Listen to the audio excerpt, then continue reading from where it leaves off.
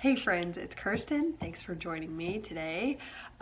So I'm really excited to talk about today's topic, but first I have an even more exciting announcement, which is that my sister and I will be in New York City next weekend. Oh my gosh. And I am planning a meetup in which she will also be present, my twin Kelsey. And I would love to get together with any of you guys who are in the area, around the area, or willing to commute. So that will be on Saturday, December 8th. I still have to decide on the location, but that's something I will reveal through private message. So if you would like to join me, I would love to meet with you. It'll be at 2:30, probably last about 2 hours. Again, in New York City on December 8th. I'll be posting more about this, but if you are already so excited and can't wait to confirm that you want to attend, go ahead and message me directly on Instagram and ask for a location. That would be amazing. So yes, I'm really excited to meet some of you in person, but for now, let's get into what I really meant to talk about today, which is how to get out of your head in ballet class. This is so crucial so that you can really start sinking into your body and be really present in class, and through that you'll be more focused, more available to pick up combinations quickly. Your body will be more relaxed and you won't have so many worries going around in your head. So where all this tends to come from, like all the thoughts swarming, tends to be when we focus too much on ourselves, particularly the egoic part of ourselves, the part of you, that part of you that's really concerned about certain identity things, like what people think of you, what you look like, lots of external factors. So when you start to remove yourself a bit from focusing on your ego, and I don't mean this in like a judgmental sort of way, but there is a part of you that is focused on how you're presenting yourself, who you are, how you want to appear in front of other people. And that's the part that really occupies a lot of your conscious thoughts when you focus on it too much. Again, you're going to be worrying about judgment from others, how you appear. You're going to be worried about how much feedback you're getting and if that feedback is validating who you think you are. So by removing yourself a bit from that layer of consciousness and getting more into the senses of your body and sharpening those senses, it will bring you more into the present moment in class and get you out of your head. So basically, dial up your senses. I'm going to break into a kinesthetic way to do this, auditory and visual. Just for those of you who are pretty aware of which mode you learn best in, kinesthetic is when you process information best through physical sensations in your body. Visual, of course, being you create visual constructs in your mind to download information, or you tend to absorb information best when it is presented visually to you. Same for auditory, except that would be through hearing or reconstructing sounds in your mind that are that trigger past memories. But feel free to try all of these. I'm going to try, as I explain each of these, to also give you an opportunity just while you're watching this video to pause, integrate that learning, see how it feels for you, so then you can take it into ballet class. So the first way that you can really start to dial into your senses in class and get out of your head is kinesthetically. So this would mean that you can really, I would encourage you to start to really feel the rhythm of the music in your body. Feel the sensations in your body that you really enjoy as you dance. For instance, if port de bras feels really lovely to you, it comes very easily, or you really enjoy the feeling of your foot being very pointed and very stretched, or the feeling of tall posture, start to connect with the really positive, satisfying sensations in your body. So one, connect with the feeling that the music gives you. That's not just emotional feeling, but it could be you get some sort of emotion tapped into when you're listening to the music, and it creates a physical sensation in your body. That's one. Or you could just feel the rhythm. Two, like I just mentioned, feel the sensations physically in your body that you really enjoy as you dance, and really hone in on it, really dial in and enhance it until the physical sensations really sharpen. So you can go ahead and pause this video in a minute after I explain. So a way that you can demo this for yourself is just turn on a song that you like to listen to that has a good rhythm, and start to just kind of bop along to it, you know, start to groove a little bit until you really start to not just emulate the music, but feel it in your body. The other thing you can do is I really enjoy the feeling of port de bras. So something I would do is do a movement just a couple times, or just continually start to move my arms. And I start to really take notice of the way that feels in my body until it starts to really give me the sense of satisfaction that really will take you out of your head and get you into your body, into the present. Thoughts will start to disappear, I promise. So for you visual learners, here's something that can really help you.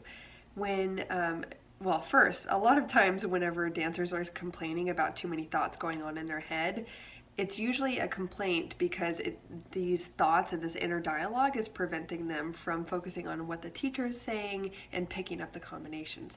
So this is going to be a big one for almost everyone, I'm sure.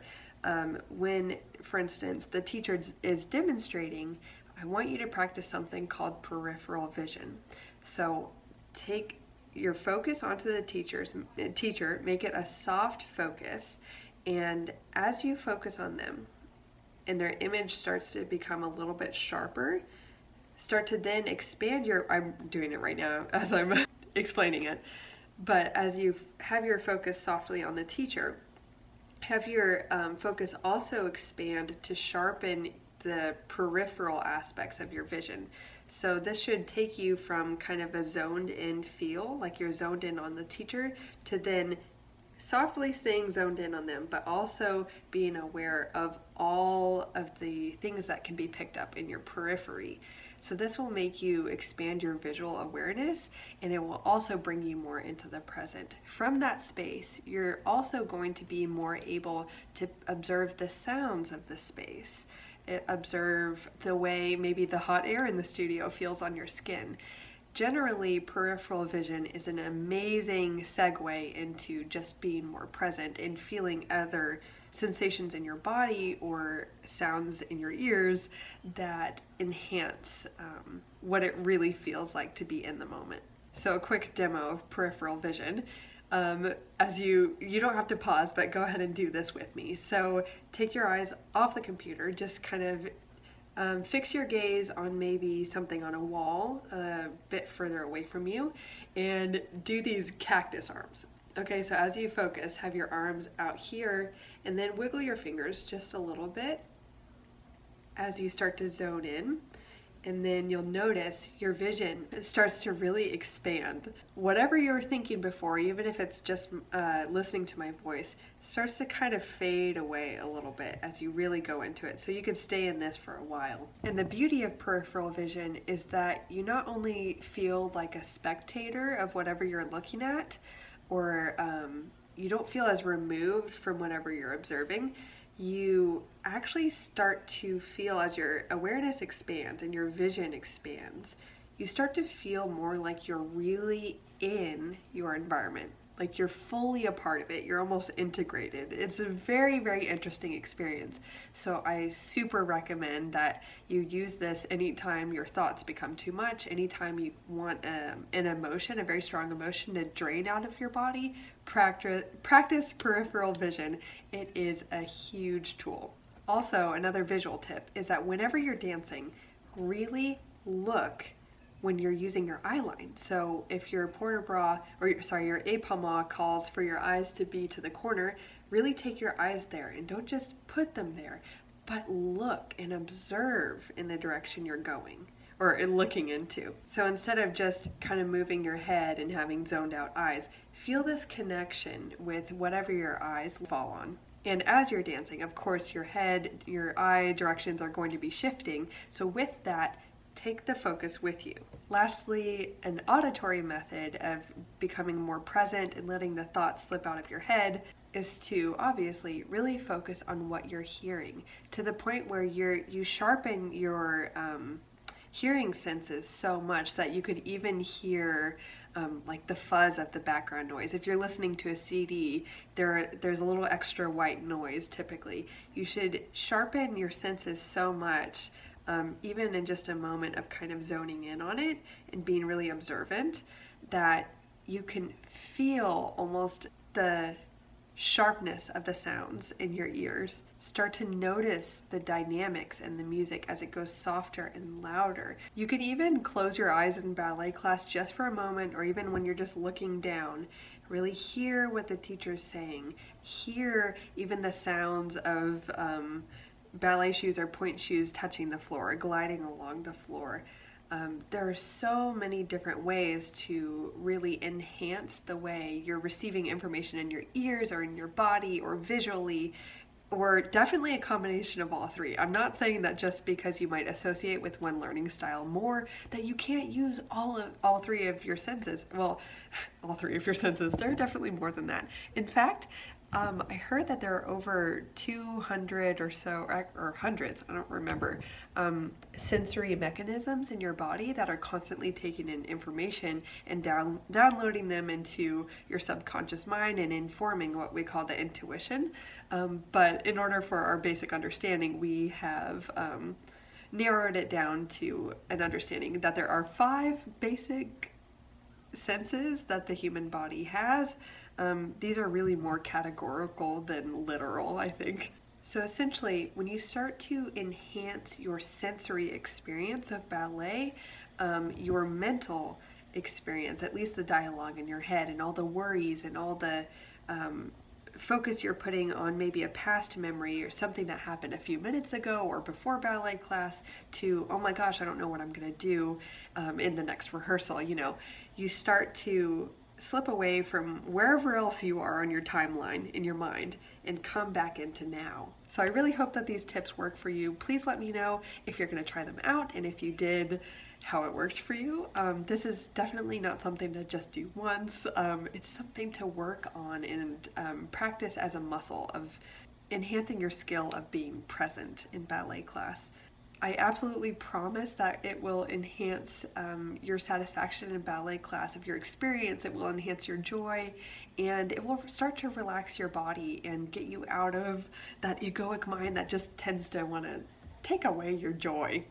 We don't have time for that, right? So anyway, I hope you have a lovely day, and I will see you soon. Some of you actually in person in New York City, don't forget, December 8th, DM me for details on Instagram, or of course, you can message me on Facebook at TwinTalksBallet. So thank you so much for watching. I'll see you soon. Bye!